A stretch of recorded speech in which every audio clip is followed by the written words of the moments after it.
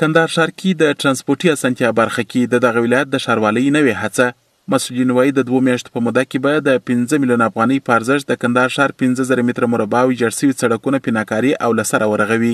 د مسؤلینو په خبره دغه پروژه کې په ورځني ډول دې شتونو ته د کار کولو زمینه هم برابره شوې ده. کندهار ښاروالۍ د 15 میلیون افغانیو په لګښت د ښار په مختلفو ناحیو کې د سړکانو د پیناکاري کولو د پروژې چارې راپیل کړې. په دغه پروژه کې به د ښار په مختلفو ناحیو کې 15,000 متره مربع سړکان پیناکاري سي. دا پروژه په هغه ځایونو کې عملي کېږي د کوم ځایونو سړکان چې د رفت آمد او د ترانسپورت لپاره خراب شوي دي، د هغوی د سمولو لپاره به دا پروژه حالت عملي سي. د کندهار ښار اوسیدونکي او موټر چلونکي د ټرافیکي پیښو مخنیوي کې د ویجاړ شوو سړکونو رغونه اغیزمن ګام بولي.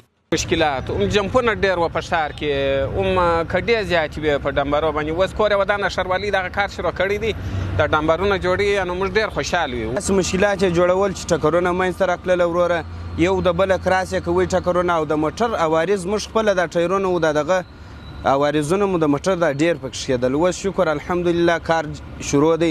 د کندهار ښاروالۍ د مسؤلینو په خبره د سږ کال پرمختیایي پروژو په لیکېدو سره به دغه ښار لا پراخ او ټرافیکي پیښې به پکې کمې سي.